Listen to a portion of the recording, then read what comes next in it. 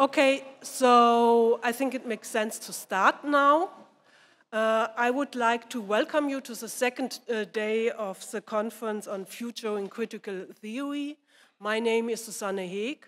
I'm possibly a little bit strange because I'm professor of urban geography. And what does geography has to do with this topic? A lot, of course. Yeah. But I'm also a principal investigator with 3 other persons at the Institute on dialectics in and of participation. Yesterday, we discussed how the core of critical theorizing can be preserved in radically changed and changing societies. Today, we go on by discussing the need, is there a need, for a truly global opening of critical theory. Of course there is a need. Because critics emphasized for the most of its history that critical theory has taken a strongly Euro-Atlantic perspective. That is why we ask today, what are the theoretical, normative, and practical implications of broadening and decentering the critical gaze? How can non-Western epistemology contribute to a critical theory of global capitalism? And I think that's the point where I introduce our speaker today, because she is the perfect person for all this discussion. Gurminder Bhambra is addressing, as I said, these issues.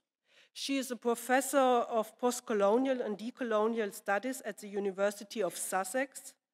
She's moreover a fellow of the British Academy of Social Sciences and the Royal Historical Society. So she is doing more than I can do in 2 lives. She's president of the British Sociological Association and is currently working on her Leverhulme Trust major research fellowship project, Varieties of Colonialism, Varieties and Empires. Of course, she had former professorships in Britain. Of course, she has a lot of visiting professorships throughout the world. You can inform yourself on her homepage, on the website. What I want to emphasize more, because it's important for our discussion, she has published a lot on colonialism, post-colonialism, on epistemologies. So her first monograph is Rethinking Modernities, Post-Colonialism and the Sociological Imaginations, which won a prize, a highly recognized prize. Furthermore, she's author of Connected Sociologies, Theory for Global Age series, and a co-author of Colonialism and Modern Social Theory. Apart from a lot of more articles, her text Decolonizing Critical Theory, Epistemological Justice in Progress in Critical Times is a proof that she is a very good speaker today and central for our topic today. But before Gurminder starts, I want to present Martin Saar, who will comment on Gurminder.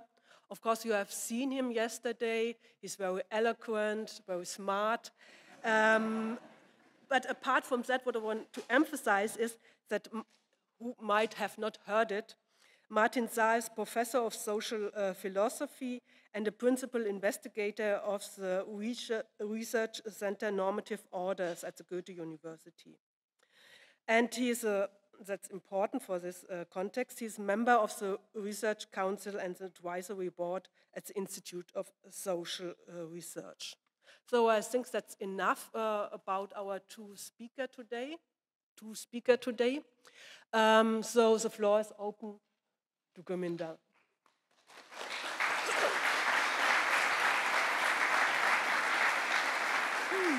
Thank you. So I'd like to start by expressing my thanks to the organisers, and particularly for the invitation to come and speak to you here today. The talk that I'm going to present is going to engage with issues of historical sociology and to think about the ways in which they bear on some of the core concerns of critical theory, and in the process, hopefully open up new avenues for the future. The distinctiveness of Frankfurt School Critical Theory, I would suggest. Even closer? Okay. How's that? Can you hear okay at the back? Yes? Good, okay. So the distinctiveness of Frankfurt School Critical Theory is a consequence of it being a project between and across the disciplines of philosophy and sociology. The former provides it with a normative focus involving an immanent project of reason, and the latter associates that project and its conditions of possibility with a theory of society and social development. Specifically, Frankfurt School Critical Theory saw itself as inheriting the Enlightenment project in philosophy and moving beyond it by locating its understandings within the historical and sociological conditions of their emergence and the obstacles to their realization. These conditions were initially associated with a Marxist theory of society and the necessity of radical socio-economic change that would be directed at emancipation from oppression and exploitation. Over time, however, from Horkheimer to Habermas to Honneth, Marxism's role has receded in importance to be replaced by standard sociological approaches that had been the object of criticism. For example, Weber comes to replace Marx as a key figure for understanding modern society, as in Habermas's theory of communicative action. For his part, in Freedom's Right, Honneth has explicitly endorsed a synthesis of Weber and Durkheim in adopting a Parsonian theory of modern society. And this, Honneth suggests, can provide the template for a sociological theory of modernity that can operate as a complement to a reimagined normative project. In the talk, I'll suggest that these developments represent an impasse rather than a way forward. The trajectory from a Marxist-derived critical orientation to modern capitalist society to its Weberian or Parsonsian confirmation is not the path followed by all Frankfurt School critical theorists, but I would suggest that it does indicate some of what is at issue. While a dialectics of class had been central to understandings of society within Marxist variants of critical theory, the implausibility of modern society being primarily defined by class has led to the engagement with more complex sociological explanations. Frankfurt School normative theory similarly moves within the parameters of a class-based theory of distributive justice, initially of a radical transformative kind, but moving towards a social democratic kind and increasingly adopting a Rawlsian liberal position. Frankfurt School critical theory then increasingly relies upon mainstream approaches, whether in philosophy or in its theory of society, rather than constituting a critique of them. In this talk, I won't be adjudicating between the different positions within Frankfurt School critical theory, but rather I hope to point to a problem which I suggest is shared across them and with the sociological positions on which they have converged. The problem is their shared understanding of the emergence and development of modern capitalist society. What I'm going to suggest in this talk is that the familiar categories of critical theory are exhausted, and that this has consequences both for the nature of its normative critique in the face of pressing global problems and in terms of its approach to understanding modern society and its possible transformation. The convergence with mainstream theories of society, then, is the problem, not the solution. Frankfurt School critical theory, across its various positions, is grounded in a theory of capitalist modernity, which, in common with other sociological approaches, elides histories of colonialism. This results in a misdiagnosis of the current problems of inequality and inadequate solutions. Many theorists, for example, focus primarily on issues of redistribution associated with a capital-labor relation organized nationally, and now it's seen to be threatened by globalization. That globalization, however, is no longer, if it ever was, readily absorbed to a Marxist theory of a new international division of labor, representing the increasingly transnational nature of the capital-labor relation as had previously been proposed. Such an understanding fails to account for how the decommodification of labor, through the development of welfare arrangements in the West, an explicit issue for critical theory from Habermas's legitimation crisis onwards, has been bound to wider colonial histories and specifically colonial patrimonies.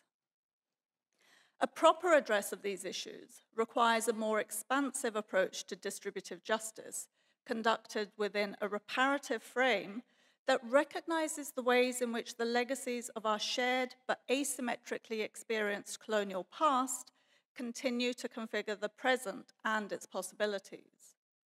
It involves making colonial histories central to our understandings of capitalist modernity and to the normative address of inequalities that otherwise risk being legitimated by standard theories of critical theory. So what I want to do in this talk then is to take issue with the central conceptualization of modern society as capitalist at its core, and the way in which capitalism is understood separately from colonialism. In other words, I shall argue that what is missing from critical theory is a political economy of colonialism. The idea of modern capitalism as a distinct socioeconomic formation is common across sociological approaches and is central to critical theory. Here, normative arguments about human emancipation and its possibilities are connected to what Nancy Fraser and Rahel Yegi in their book Capitalism, A Conversation call, and I quote, a path-dependent sequence of accumulation regimes that unfolds diachronically in history. This developmental sequence typically locates the emergence of modern capitalism in Europe in a realm of petty producers, disrupting the status hierarchies of feudal social arrangements to create commercial opportunities for profit. What is missed, however, is the colonial context within which such developments occur. Specifically, the relations of dispossession, appropriation, enslavement, indenture, and extraction that form, if discussed at all, a secondary part of accounts of modern capitalist society. Colonial processes tend to be absorbed to a Euro-centered idea of primitive accumulation, where the creation of formerly free labor out of feudal or feudal-like relations of social subordination, that is, the commodification of labor power, provides both the core understanding of the capital-labor relation and the processes by which other forms become subordinated to it. In this way, an emerging working class in Western metropoles comes to represent the model of the proletariat as a class for itself, and other forms of subordination are absorbed to this understanding. The other forms are nonetheless the experiences of much of the world's population, both within and outside the West. Moreover, the idea of primitive accumulation conjures up a world of thrifty and driven small producers, which is at odds with the scale of rapacious commercial activity through which capital and wealth is generated in Western metropoles. The emphasis on the former to the neglect of the latter obviously contributes to the Weberian idea of the world historical significance of cultural differences in the West. But it does so by eliding the emerging social and economic divisions organized on the basis of race. The latter have received significantly more attention in recent discussions of capitalism, albeit that the first arguments to recognize its racialized nature, or its first systematic arguments, I guess, were put forward in the 1980s by Cedric Robinson and were directed at contemporary problems of Marxian class analysis. Although this represents an important corrective to Marxian class analysis, I shall suggest that it does not go far enough in reconstructing the underlying approach to political economy. Robinson wrote Black Marxism in the context of confronting the political failure of the universalism of class as a rallying call for proletarian solidarity across racial lines in the US. Marx's core idea of capitalism, as formed around the capital-labor relation, had suggested that pre-existing conventional differences among laborers drawn into the capitalist mode of production, whether of gender or race, would gradually be eroded by a process of proletarianization that reduced everyone to abstract labor. The problem, however, was that the processes of capitalism had not produced the universal abstract proletarian that had been anticipated in conceptual accounts. Rather, what had come about was the ongoing differentiation of labor on the basis of racialized difference and hierarchy. Robinson gives up the universalism of class while retaining class as the underlying mechanism producing the injustice that he is concerned with rectifying. In effect, race represents an ideological formation that can reproduce conventional differences as part of what David Roediger, after Du Bois, called the wages of whiteness. What is missing, however, is a structural account of that ideological formation. And this is a particularly serious problem given that Robinson retains the core understanding of the capital-labor relation through which that ideological formation should be dissolved. I suggest that the problem here lies with the understanding of capitalism and the failure to locate colonialism as central to its structures and processes. In fact, Robinson accepts the standard historical trajectory, setting out the emergence of capitalism in the transition from feudalism. And to this, he adds the European trade in human beings. The latter, he suggests, is organized in relation to the particularistic forces of racism and nationalism which emerged within Europe prior to the advent of capitalism. These forces are characterized by Robinson as fundamental to the civilization of Europe, and he suggests they need to be understood as being important to the emergence and subsequent development of capitalism. It is the conceptual construction of capitalism, as organized around the claim that its underlying logic derives from free labor as indicated in the transition from feudalism, it is this that requires Robinson to stress the centrality of racism to European civilization in order to open up space for the inclusion of coerced labor within a schema that otherwise excludes it. So even before examining the substantive arguments made by Robinson, however, what this does is that it enables critics of the idea of racial capitalism, including most recently Loic Wacquant, to point to its logical deficiency in conflating what are held to be the analytically distinct categories of the economic and the social, where the former is understood to be a sphere of rational actions and the latter refers to non-rational values, norms, and conventions. That is, ideology as a relatively autonomous factor in social development. Relatedly, Robinson's acceptance of the transition from feudalism within Europe as central to the emergence of capitalism makes it possible to accept or deny his other arguments without making any significant difference to the theorization of capitalism itself. That is, if one were to accept Robinson's arguments about the significance of race to the shaping of capitalism, or not, would not make any real difference to the ways in which capitalism is understood or its possibilities of transformation.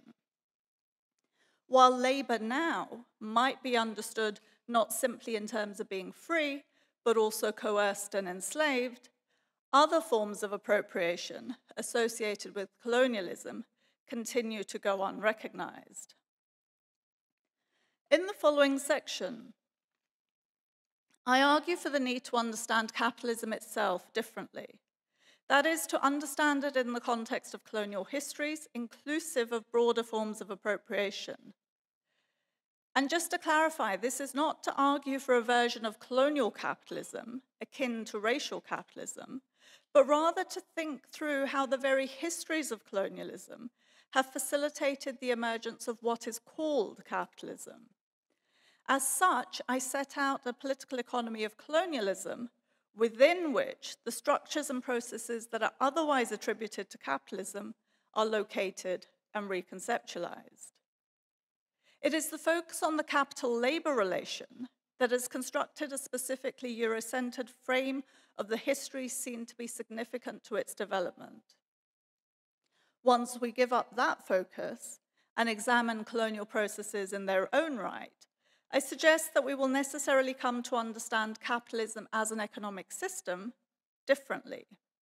It is not a system inflected by race, but rather it is a system produced by colonialism. This disrupts the implicit teleology that's attributed to labor, and thus the centrality of class to our analyses, including those of future possibilities. The implications of this for politics in the present would be profound, and I set out some of these towards the end of my talk. So in brief, understanding our economic system as a colonial political economy would make possible through its transformation a more expansive and generous politics, one that would truly be world historical. This would require us to move beyond an analysis and a politics, whether revolutionary or social democratic, centered on class, to one centered on repair and reparations. But I'm getting ahead of myself. First, I want to set out the arguments that establish the significance of colonial histories to understanding the nature of our economic system.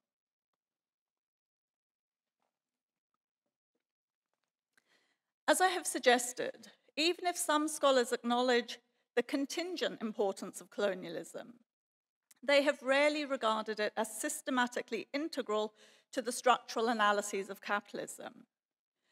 I've set out the broader arguments underpinning this claim elsewhere and have challenged the standard historical periodization that sees capitalism as constituted through 4 stages unconnected to colonial processes.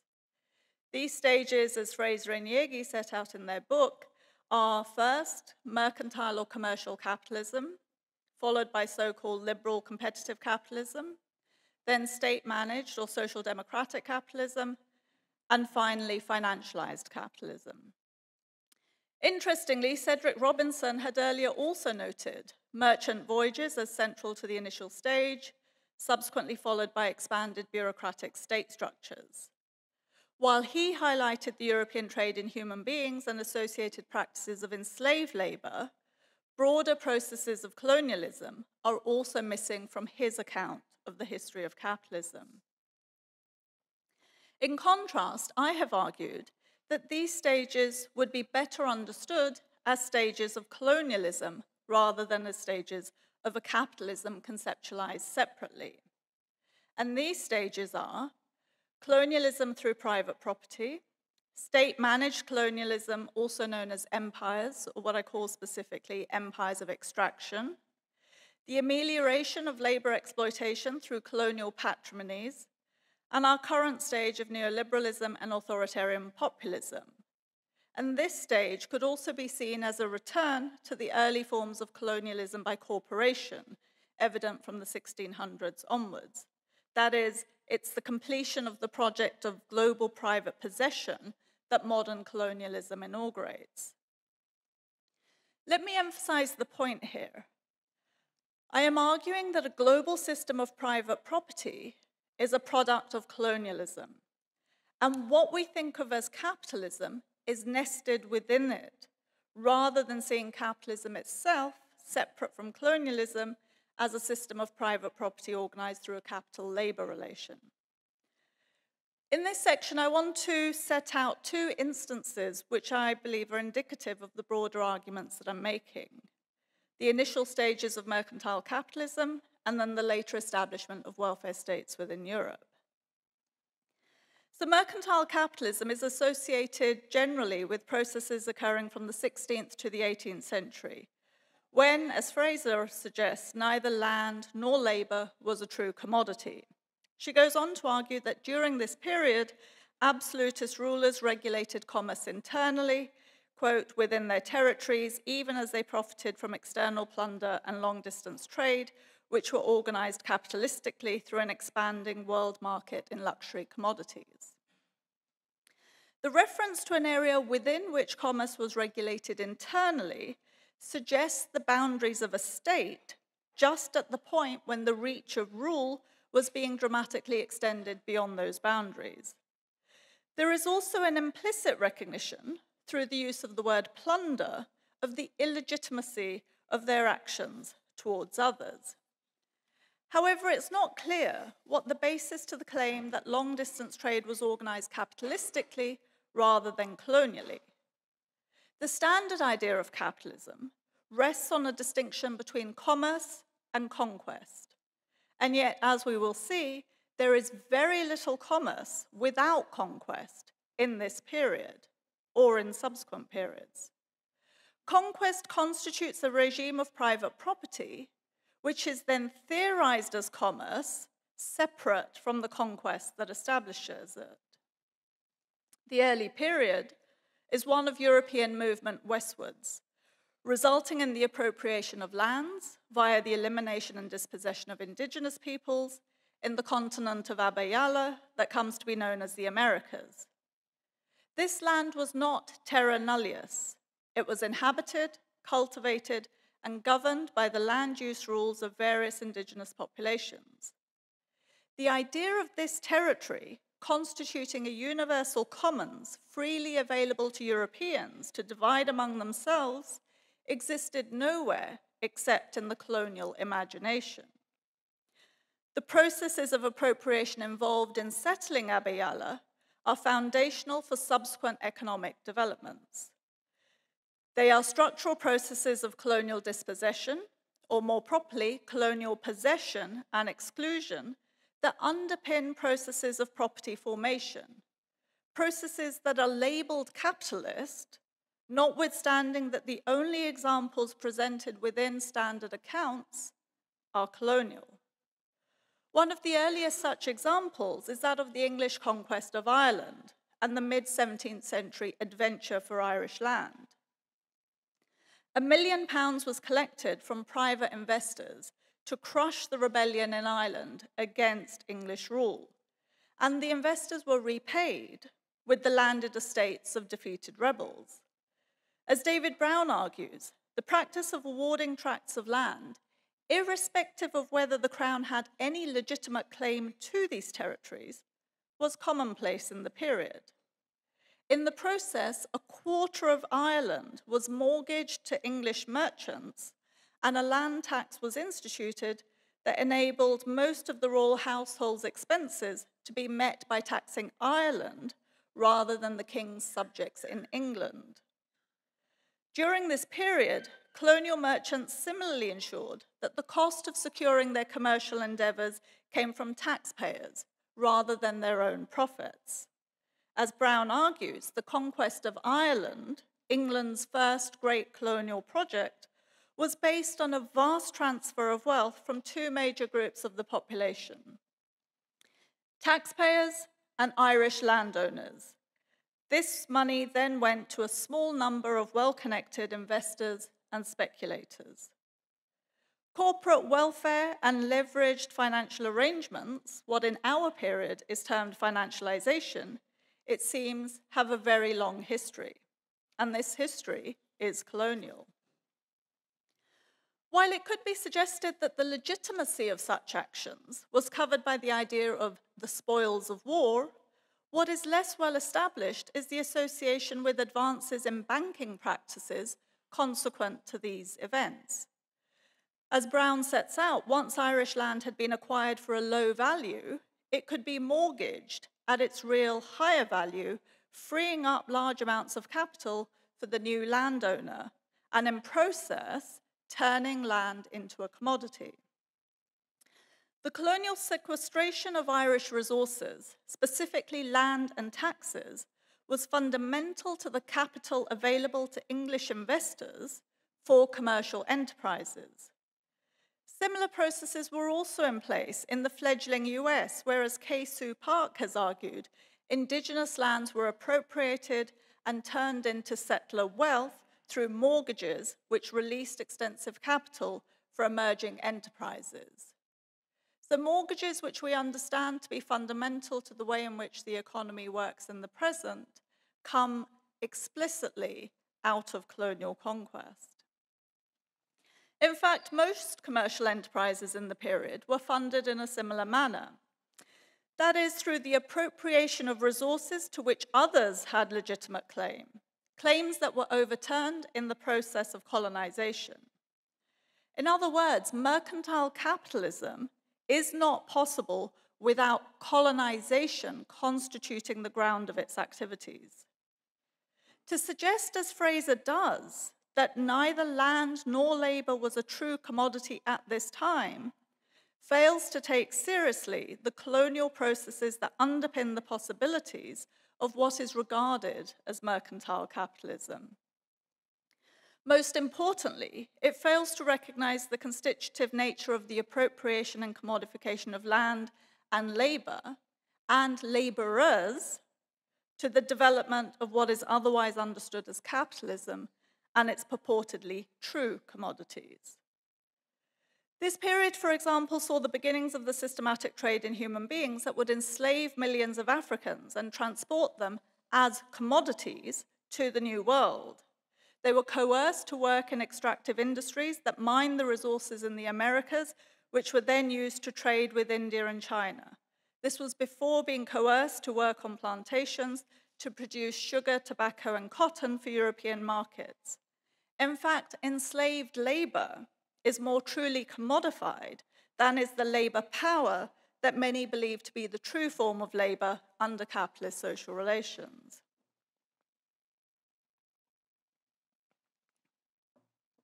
Fraser argues, for example, that the owners of capital have a strong incentive to seize land and mineral wealth, to conscript the unfree labor of subjugated or enslaved populations, and to extract stores of fossilized energy that form beneath the crust of the earth. I would suggest that it's the equivalence here that is most telling.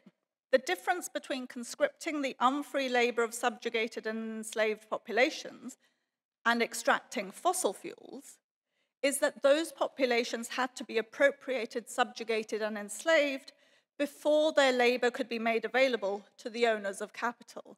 It did not exist prior to their production as such.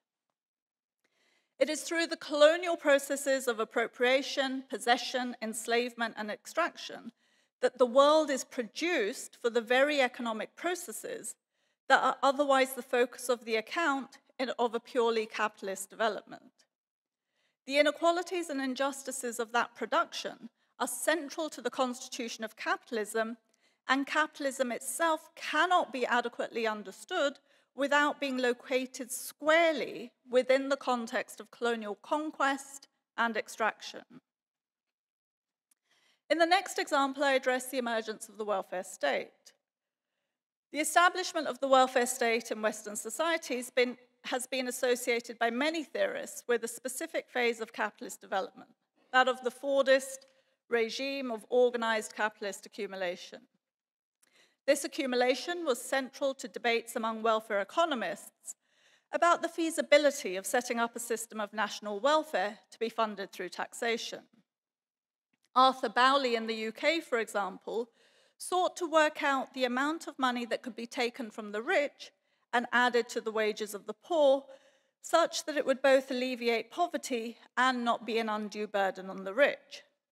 In making his calculations, Bowley determined the national income, which he suggests was made up of the total income of people within the UK, as well as income received from abroad. Deduct the amount that would be necessary for running the government, and then divide the remainder by the population of the UK. The national dividend was, as Pigou writes, and I quote, the objective income of the community, including, of course, income derived from abroad. This income derived from abroad included the profits from colonial enterprises, as well as the taxation paid by colonial subjects. As such, we see that the national dividend is actually a colonial dividend that is to be distributed nationally. It is the asymmetry between from whom the resources are taken and among whom they are distributed that points to the colonial construction of the welfare state. If it was the shared experience of total war in the early 20th century that forced political elites to consider the needs of the national community, then it needs to be stated again that the sacrifices of war, both financial and in terms of loss of life, were no less extensive across the colonies of European states. The European states at war were empires. Warfare was the basis of increased extraction from the colonies, at the same time as welfare began the process of creating what would come to be seen as social democratic national institutions distinct from empire, although funded significantly by it through both direct and indirect means. In the context of the welfare state being seen to be a national project for the amelioration of capitalism, it is very rarely asked, in what is distributed, from where was the surplus generated? Welfare economists, as I have just mentioned, were aware that the national dividend included income derived from abroad. This fact was also known to politicians and policymakers. For example, Winston Churchill, the Chancellor of the Exchequer in 1929, described income from the British colonies as, and I quote, "the explanation of the source from which we are able to defray social services at a level incomparably higher than that of any other European country. These resources from overseas constitute the keystone of our economic position." Similarly, the Labour Foreign Secretary, Ernest Bevin, proclaimed in Parliament as late as 1946, and I quote, "I am not prepared to sacrifice the British Empire because I know that if the British Empire fell, it would mean that the standard of life of our constituents would fall considerably." While the fact of the colonial dividend was recognized by welfare economists, by politicians and policymakers, it was only anti-colonial scholars who critiqued the injustice inherent in using taxes taken from colonial subjects to provide welfare for national ones. This included scholars such as Dadabhai Naoroji, who established the idea of colonial drain, a process as calculated by Utsa Patnaik more recently, involved the coerced transfer of in excess of $45 trillion from India to Britain over 2 centuries of colonial rule. This drain impoverished India at the same time as it enriched the British metropole. More broadly, as Du Bois noted in 1940, when working people within European countries began to demand costly social improvements from their governments, the financial burdens of this were balanced by increased extraction from the colonies, immiserating them further.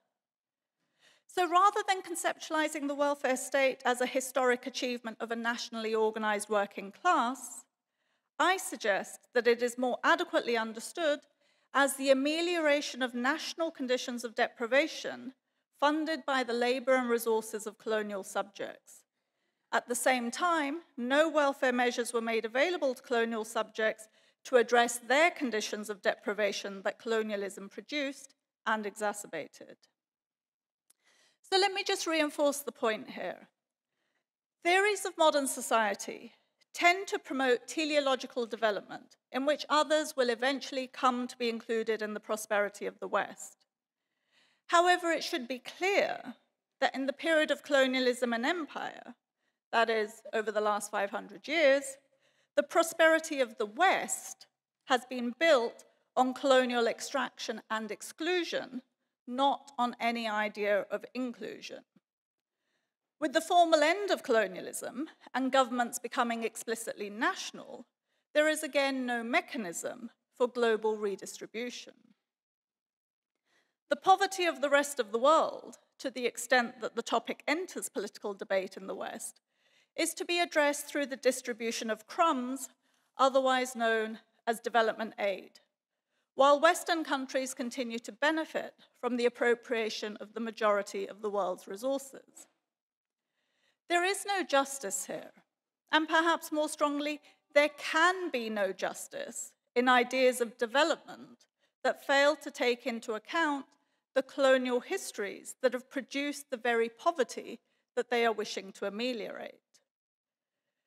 The ongoing inequalities of income and wealth between metropoles of former colonial states and the former colonized countries are a direct consequence of their historical colonial relationship.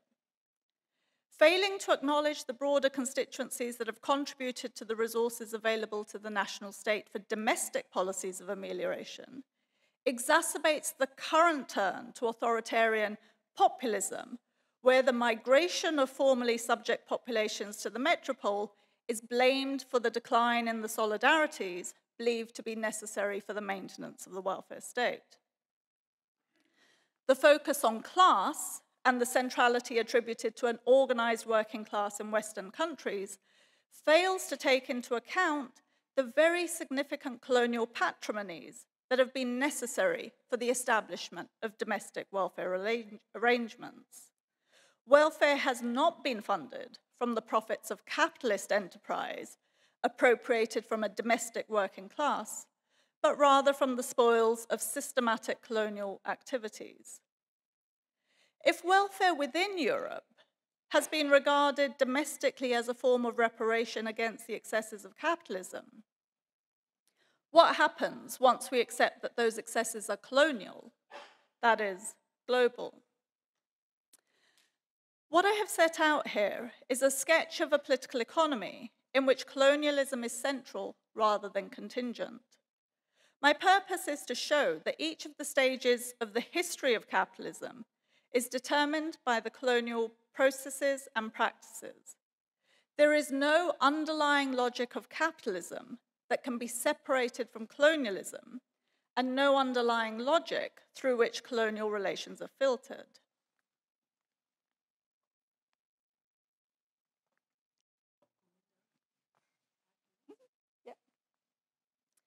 A distributive justice directed at the surplus generated by labor and misappropriated by capital neglects other long-standing and systematic forms of misappropriation. What European colonialism gives to the world as a universalizable system of legitimation is a global system of private property organized through processes of dispossession, extraction, and appropriation. Moreover, the end of colonialism does not see the end of private property or the forms of appropriation associated with colonialism. It also does not dismantle colonial structures of economic dependence. Misunderstanding the colonial global economy as capitalism elides these other systematic forms of appropriation that are central to the establishment of ongoing modes of inequality. If critical theory is to be revitalized, it must give up its belief in progress and its orientation to class. What is needed is critical theory in a reparative frame, focused on the repair of the world after European colonialism. The issue is not so much completing the unfinished project of modernity, than repairing the world that that project brought into being. In saying this, I wish to return critical theory to reflect upon the nature of the dialectical analysis it had initially sought to provide. Marx recognized that freedom from want and the realization of needs were incompatible with a system of private property. I'm making the same argument, but suggesting that the problem of Marx's account was his restricted understanding of private property through the frame of the capitalist mode of production. Here, I suggest that the transcendence of private property remains the necessary focus of emancipatory politics, but it needs to be reorganized through a theory of modern colonialism. I have previously argued that a new politics of distribution is necessary, and that it will need to be reparatory in both an epistemological and material way. Here, I have set out an epistemological repair of critical theory by proposing that it focuses on a theory of modern colonialism. A politics of material redistribution also follows from that reorientation. It too is a politics of reparation that recognizes the appropriation of resources that goes beyond liberal ideas of individual compensation and recognizes the entailed injustice of Western prosperity. So I'll leave you with a rhetorical question for critical theory. What would it take for us to create a world that works for us all?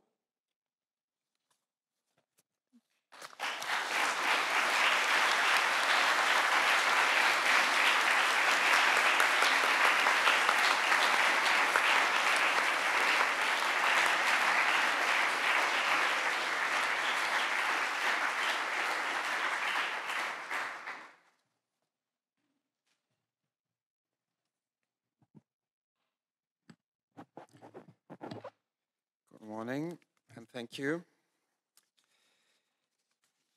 Yes, strictly keeping to the task of suggestions for futuring or advancing critical theory, Gurminder has indeed provided us with a piece of, as I might call it, tough love.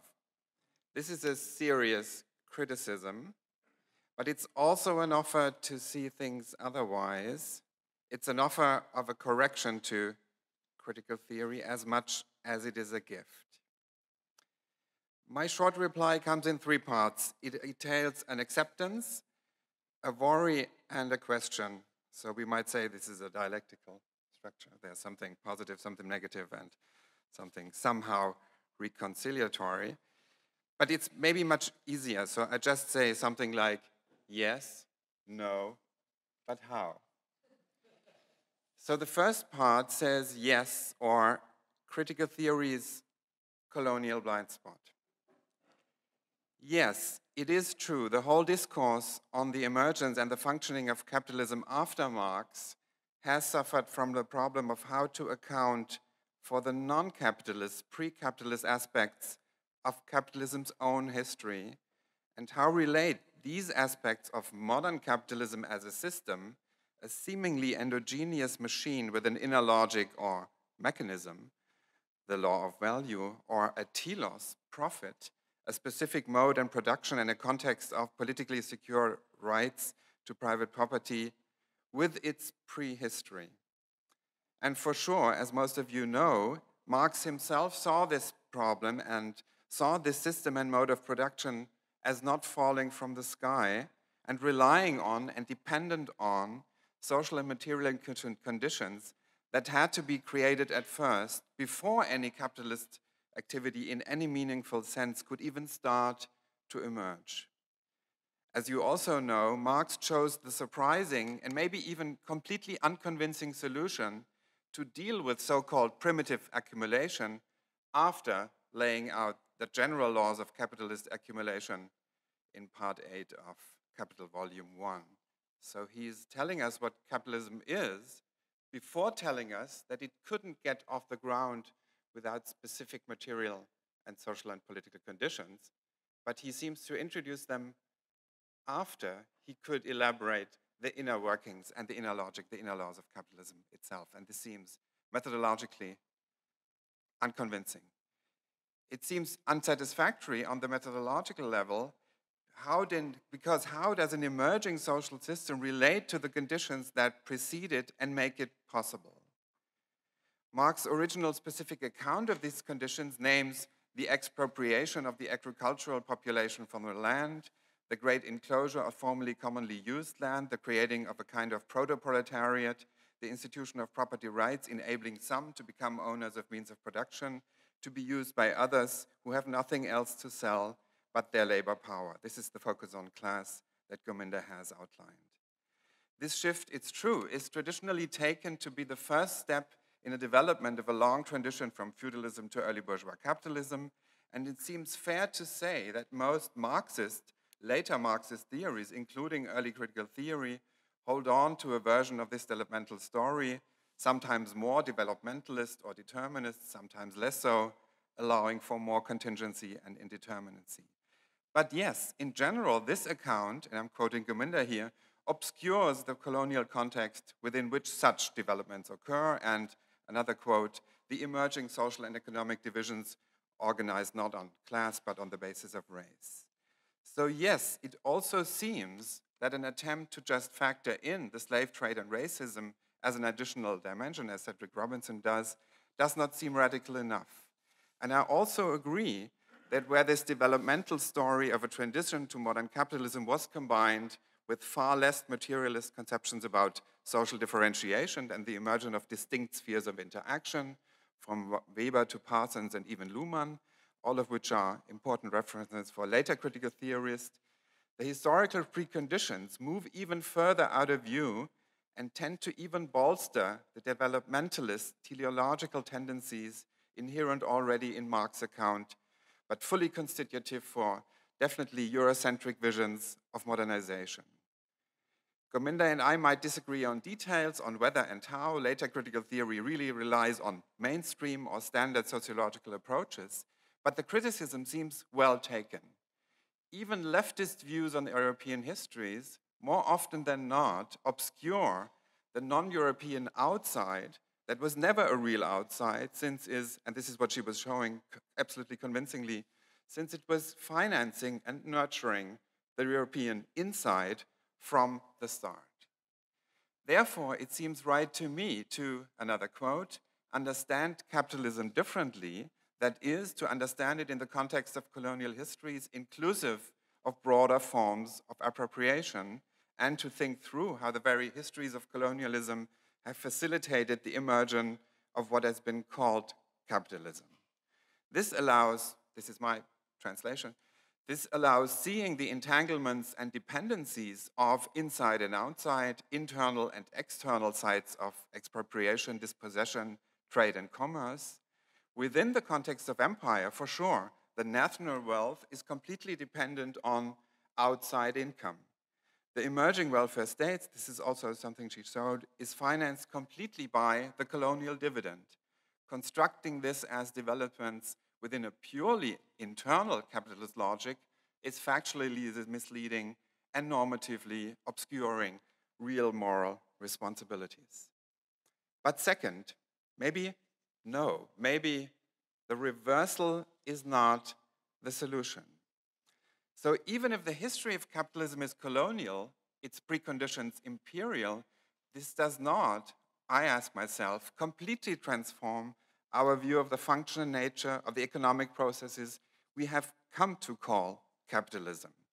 The dependency on and entanglement with colonial dispossession and expropriation can be acknowledged, and still the specificity, even system-like functioning of capitalist accumulation should be and can be accounted for, and I would even say under this name. If the sum of money of which interest is paid is stolen, the interest paid on this money remains interest, abstracted from its origin or condition of possibility. This is what a banking system does, given political law securing it, social acceptance, financial institutions and actors, etc. Capitalism is never purely economic, and Peter Wagner was talking about this yesterday, absolutely convincingly. But stripping an amount of money of its properties, abstracting it into a figure in the account and combining it with a promised or contracted right to receive interest is the capitalist operation. Does it make a moral difference where the money came from? Yes, of course. Does this diminish or change the function or the working, the logic of interest? Maybe not. Capitalism in this sense works or starts to work from a very specific point in history on, not completely endogenously, on the contrary, it needed enormous material, political, physical, and legal requirements on preconditions, many of which were provided by actual dispossession, many of which, maybe all of which, were colonial or imperial. But the kind of institutions and practices that historically emerged on this basis, with the emergence of circulating capital and at least some form of labor market matching demand and supply, of course never free, Marx was realistic about this, created a new and definitely parasitic system that deserves this name, capitalism as a new social form.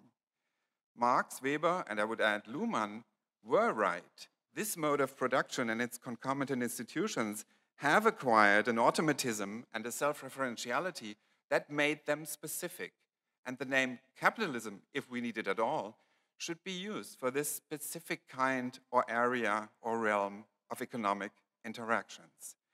Therefore, I'm unsure whether I agree that what are traditionally called stages of capitalism are, a quote from Gurminder, better understood as stages of colonialism. Yes, I agree, another quote. Each of the stages of the history of capitalism is determined by colonial processes and practices. But I don't agree to the claim that there is no underlying logic of capitalism that can be separated from colonialism, at least if logic here is understood widely.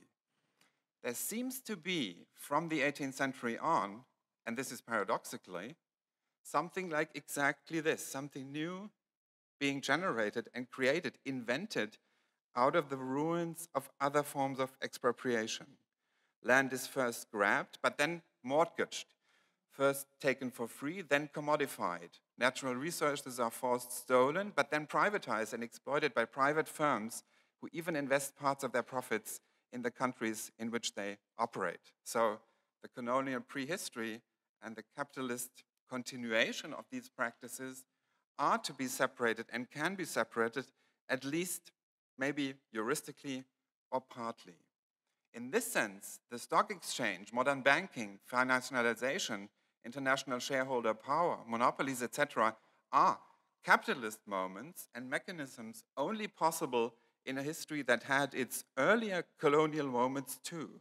They are entangled, interconnected, but separate. Colonialism neither is a contingent effect of capitalism, but nor is capitalism to be fully embedded in a history of colonialism. This is what I mean by a reversal that might not be the solution. This history might be far more complex, creating zones and circuits of capitalist Inwertsetzung, valorization or commodification, that transcend their own concrete preconditions. A capitalist world with these features is historically colonial, that's true. It's based on colonialism, but it has turned capitalist, and most critical theories have tried to account for this stage, however imperfect this diagnosis might have been in 1923 when the Institute was founded, in 1941 when Pollock wrote on state capitalism, or in 1973 when Habermas wrote on the legitimation problems. So no, I don't agree that the historical focus on colonial entanglements will free us from the need to account for the specificity and functionality of capitalist practices, institutions, effects, and self-destructions. Third, but how? Towards repair. Because in the end, of course, we agree on the political and the moral agenda. The shift of focus Gurminder proposes is guided by a reparative, critical intention. Even if I remain skeptical whether a full conceptual shift of focus will fulfill that intention best, I still, of course, appreciate the offer implied in this project. What we need is a fine-grained, non-doctrinaire typology of social, political, and economic practices and institutions, making visible the capitalist and the colonial register or dimension of contemporary expropriation and exploitation. Accepting the colonial conditions of capitalism will transform our vision of responsibilities and accountabilities. So as Gurminder, I am surprised by the lack of historical sensibility in theorists in this tradition that also intended history not only from the view of the victors, the Sieger, but of the defeated. And this is definitely the normative stance this tradition always was urging us to take. A redemptive or reparative view, this is how I understand Gurminder, would see both the concrete, even personal guilt amassed in this history, but also the apersonal, systemic dynamics developing on top of it. How to do justice to these wrongs and injustices that were historical, but that have inscribed themselves into the post-colonial, still colonial present and future, like debt and interest, remains the most pressing problem. Gurminder acknowledges that this calls for, her quote, a politics of reparation that recognizes the appropriation of resources that goes beyond liberal ideas of individual compensation. But can we somewhat imagine reparatively how this recognition might look like? What would be its actors and audiences? Which institutions and political commitments would have to be created or invented to do this? And which law or right, if it's not the liberal one, will arbitrate claims to compensation? And are these questions of a historical sociology or of an interdisciplinary critical theory? I think it would be the latter. I take Gurminder's offer to mean that these questions are open and that they require correcting critical theory's colonial blind spot, but this will open up possibilities for anti-colonial anti-capitalist struggles, projects, alternatives. And if there is any repair, where will it come from, if not from this very alliance? Thank you.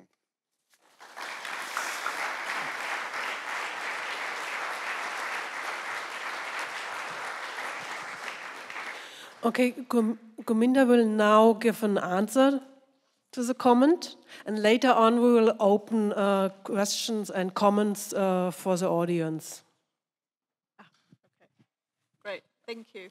Thank you so much for those comments, Martin. I mean, yes, in a sense, these are things that we need to work out, but it's that aspect of pointing to the necessity of engaging with our colonial histories is precisely to open up the parameters of the debate, because in a sense, I feel the focus on the idea of capitalism as a particular formation that comes out of processes that occurred endogenously within Europe or the West has provided a very limited or parochial understanding of the processes that have contributed to the creation of the modern world.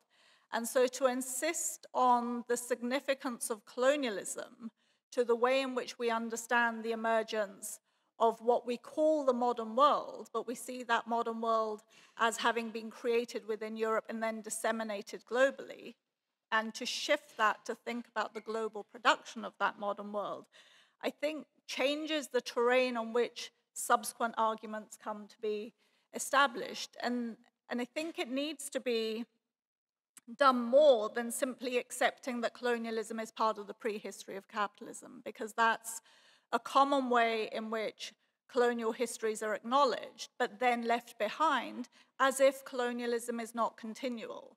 And I think our inability to understand the inequalities of the present is precisely because we think of colonialism as something that is past and not present. And if we were to understand that private property is something that is brought into the world through colonial relations, then we could understand how those forms of private property and the ongoing dispossessions are not simply part of an economic system that can be understood separately from the injustices of the past, but how that injustice of the past is actually integral to the injustices of the present. And that aspect of repair, and where will it come from, what institutions, who will do this? Well, perhaps one of the things that we need to think about, that there needs to be a shift of what we understand to be the historical subject from ideas of class in Europe or the West to thinking about the dispossessed globally. How would that transform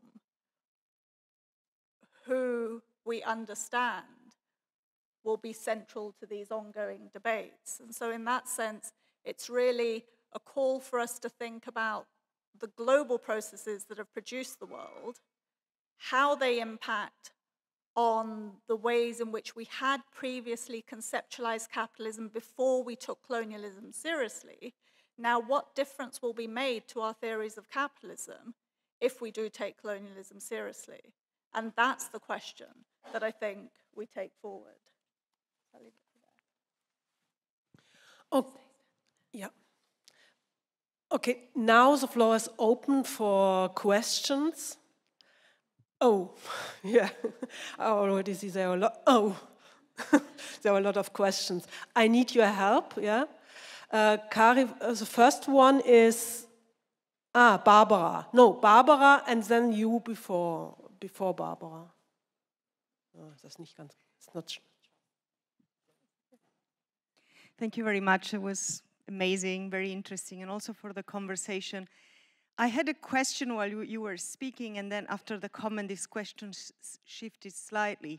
My original question was in the reconstruction of the phases, whether it makes sense also to reconstruct the different phases of colonialism to grossly simplify the Portuguese, Spanish, Dutch, and British. You mostly focus on the UK.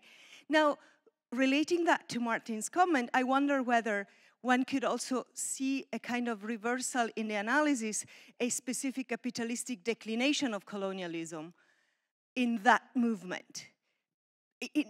Totally agreeing on the fundamental center of colonialism for capitalism, is there a difference in these phases that can help us analytically, whether the Spanish model of colonialism is still embedded in something which is a foundation for capitalism, but not yet capitalistically organized and structured? So in a dialectical relationship there, would there be a possibility to reflect on the specificity of how capitalism more efficiently, paradoxically, embeds colonialism, its own functioning, if it makes sense? Thank you.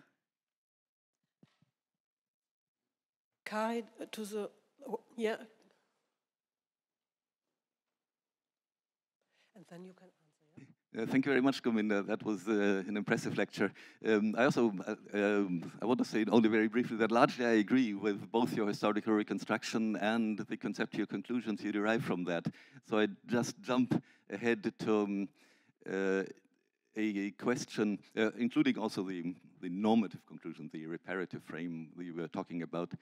I wonder, I have a bit the impression that in a sense you're jumping away, as I would also do, from this kind of centrality of capitalism which has shaped critical theory, but you jump towards something like a similar centrality of colonialism, which then, due to that jump, may also incur problems. Let me pose it as one question. I think you were announcing that, but I don't really think that you have, because it is a critical reconstruction, provided us elements of what a theory of colonialism would look like. And then you mentioned colonialism and empires in one breath. And wouldn't we need a broader understanding then of empire as a historical political form that much precedes that debate? I mean, consider these 5 centuries ago, China renounced maritime expansion, but it did expand territorially towards the north. Or, to take a better known example, how would you consider that historical period when the kings of France expanded from Ile-de-France to dominate the whole territory now known as France? That is an expansion of empire. Land was given to followers, but we don't normally call that colonialism. So I think we need a broader historical perspective on the key concepts of political forms to fully develop your perspective. Thanks. Okay. I mean, thank you for both of those questions. I mean, not least because it allows me to talk also about the project that I'm currently working on, which is called Varieties of Empire, Varieties of Colonialism. And precisely what I'm seeking to do within that project is to think through the different forms of empires that have been in existence in the world, to think about colonialism, and specifically to think about the ways in which colonialism constructs a very different type of empire. One of the things that appears in the literature on empires is that even if people talk about empires as being different and having different characteristics and so on, nonetheless, there's often a presentation that empires are the same type of political form. And I want to make the argument that actually overseas empires of Europe, coming into being through forms of colonialism, establish a very different type of empire than other types of empire. And the distinction I make is between empires of incorporation, which would then include what you were talking about in terms of the French kings who incorporate particular land, and perhaps they still call it a nation, but you have other empires of incorporation which bring in lands adjacent and populations adjacent and so on, versus empires of extraction, which are based on forms of colonization where there are particular conditions that would need to be met. One is that within those forms of colonization, there is a qualitative difference that comes to be established within the populations seen to be of the metropole and those populations that are seen to be of the colonies. If we think about France and its colonial empire, one of the things that we see is that the French established the Code Noir, which regulates the lives of the enslaved and also of black populations within France in a way that's different from the proper citizens of France, which are seen to be white. And so empires of extraction operate with that mode of differentiation between the different populations in a way in which empires of incorporation tend not to. There's also a way in which empires of extraction are based on the extraction of resources from the colonies for the purposes of the populations at the metropole. I gave the example in the talk of the way in which the British Empire uses taxes on colonial subjects from India to fund welfare arrangements within Britain. This is also the same process occurs for the Dutch Empire, where people in the Dutch East Indies, what we now know as Indonesia, are coerced to pay taxes which are used to establish welfare arrangements in the Netherlands, similarly for other European countries. And so I think there's a way in which, if we think about the varieties of colonialism that have existed, and so those I'm elaborating as colonialism by corporation, so looking at the histories and processes of the East India companies that were set up by a number of European states, and their activities that are assumed to be about commerce, but in fact they were given powers, sovereign powers, to also engage militarily, take over territory, and extract taxes, not just resources from other places. So they're not engaged simply in commerce, but in colonialism. That shifts in the mid-19th century within many of the European states that have these companies, where the state then begins to take over formal colonial control. We see that with the French, the British, and so on. And so there are these different stages of colonialism, which I think can be elaborated. And one of the things that I'm arguing is that these stages are cumulative and intersect with each other in order to create a different type of empire. And what that does is that that type of empire relies on the economic processes associated with that colonialism, which I would suggest is a colonial global economy. And it's that colonial global economy that we come to misidentify as capitalism. And in identifying it as capitalism, we abstract it from those histories, which I think are necessary to understand how it actually functions and what it's going on to do. So I think sort of disentangling capitalism from the histories that produce it make it possible to think of it as a system that simply operates in the world, as opposed to thinking about the continuities of the colonial histories that continue to shape the way in which it operates on the world. And that would require us to do the work that I set out in the talk. Okay, so we go now to the second round of questions and answers.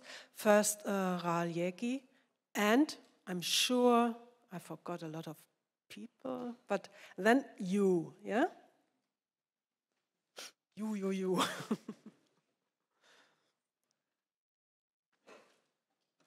Yeah, thank you so much. That was really amazing and intriguing. I have two questions. One about your analysis, and the second about the possible futures and the remedies that you suggest. So the first question is more or less in line, and trying to push you a bit more or less in line with Martin's second point. I mean, I think that everyone who has read Marx and has been involved in Marxist social theory, I mean, there are two lessons that we learned in the very beginning. The first lesson is capitalism is not just robbery. The second is capitalism is not only unjust. And I think that there's a danger that the focus on the ongoing dispossession that you rightfully make, and the focus on and I totally agree with the point that colonialism is not just in the past, but it's present, and that we should try to figure out what the systematic impact and the systematic entanglement between colonialism and capitalism is. But the danger is to lose sight of, as Martin has pointed out, the systematic and the specific character of capitalism. So my question would be how you would conceive of the specific kind of dispossession that occurs under capitalism, and whether there shouldn't be analysis and a thorough analysis that is able to give an account of how, under the specific conditions of the accumulative dynamics of capitalism, dispossession takes a different form than in another economic and social order. Then the second question is about the remedy and the suggestion. I mean, you ask what would it need to build a world that is for all of us? And I would say it takes more than reparation and more than redistribution. So in some way you're arguing that we should go for a more radical social theory here, not a social democratic welfare state arrangement, once again, but in some way what you suggest falls back to a liberal mode of redistribution, and that would be the second danger that I'm worried about, that it's somehow falling back behind Marx's critique of moralism, that at the same time, of course, is a normative stance towards capitalism, but the idea that it's not only unjust and that it takes more than redistribute the wealth that is produced, but it takes the creation of a new social economic order in order to solve this problem. So I'm a bit worried about this kind of buying into the distributional mode of reparative justice that seems at stake here. And I think this has also a lot to do with the fact that the moral difference is maybe more important here than the analytical and social theoretical. Okay, that offers a lot of food for discussion, but we have to go on. The second question. And I have to inform you that we have to end earlier because there will be an alarm throughout Germany in cities. And in order that we are not shocked by this alarm, we will stop a little bit earlier. So please, a short question and a longer but not too long answer. Yeah? Okay, again, thank you for everything. It was brilliant. My question is picking up on the second part of Rahel's question, which is the question of reparations, and also echoing what Martin asked about what are the institutions. And I want to be specific and point out one institution that seems to be very important here, namely property. What role does property play in reparations? So on the one hand, you have in discussions about reparations for slavery, very strong calls for reparation in the form of property, because that would give black people a subjective right against the state. On the other hand, in struggles for indigenous land retribution, you have the problem that you would impose a notion of property when you would do it via the bourgeois institution of property. So what role does it play? And what I want to give you in response also to Rahel, because I don't think that reparation necessarily falls back into a liberal mode of redistribution when these questions are addressed, and precisely because I don't believe that capitalism is this coherent thing, but exists and is made up of a lot of modules that can change and re-engineer it quite a bit. So I would also suggest to focus more attention not only on the stages of capitalism as phases, but also on the different stages at the sites and the stagings of capitalism. Thank you. Okay, thank you for those questions. I mean, you say that capitalism is not just robbery and it's not just unjust. Well, what if it is, and we say that it's not? The whole theory of capitalism has been developed in order not to deal with the fact that actually that is precisely what it is. I mean, I don't think rethinking what we call capitalism through an understanding of colonialism would stop us in any way thinking about the systematic or specific characters of what this formation is. We would just do it in the knowledge that what we're looking at is something broader than a justification that goes beyond, So I guess to sort of put it bluntly is that my sense is that theories of capitalism have developed in a way precisely not to have to engage with the deep injustice that they're based on. And we are thinking about their functionings at this level without recognizing the history that actually produces them, in part because I don't think that we necessarily wish to account for those histories, precisely because what a call for reparations in the context of the question, what would it take to create a world that works for all of us, is to move beyond, I would suggest, liberal notions of compensation, because we already have reparative accounts within liberalism, whereas if somebody's property is taken, that property has to be returned. And many of the debates arguing for reparations argue within that mode, a return of property to individuals. I would suggest that we need to take our understanding at the level of, and perhaps it's most clearly illustrated if we think about climate change, or instead of climate change, climate catastrophe that's very closely upon us.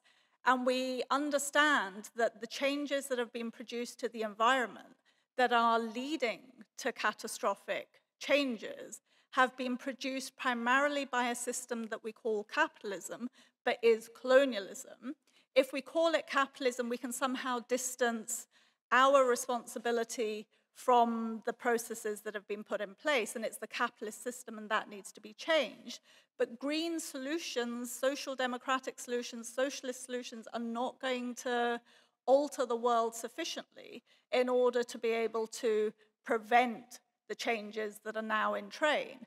The only way in which we can avert climate catastrophe is to think more seriously the fact that our world has been created on the basis of establishing inequalities that are producing these catastrophes in other places. So when somebody in Bangladesh or East Africa and other places are at the effect of the changes of climate catastrophe through flooding, tornadoes, typhoons, etc., they have done hardly anything collectively to produce those changes. That is something that we have done from here. So what responsibility do we have to change our way of life such that the world is sufficient for us all to live in? And that's the question around reparations and around critical theory, is the aspect to think, what is it that we need to do to take responsibility for the world that we've brought into being? It's not just the functionings of an abstract economic system. It's our very way of life, what we see as modernity, separate from colonialism. If we understood that we're living we are the beneficiaries of colonialism, that's what constitutes our world. It's not a world that can be generalized for everybody because there aren't the resources on the planet for it to do that. And secondly, our world is precisely based on the immiseration of others. So we're not going to address poverty by giving them something. We have to transform our world. Thank you for the strong ending. Yeah, I think we will probably tomorrow morning, when Veronica Gago gives her lecture, her speak, probably it's possible to connect to your what you presented, because we are obviously not at the end, but at the beginning of a debate. So thank you quite a lot for participating, and we will see us again at 11:30 for the next section.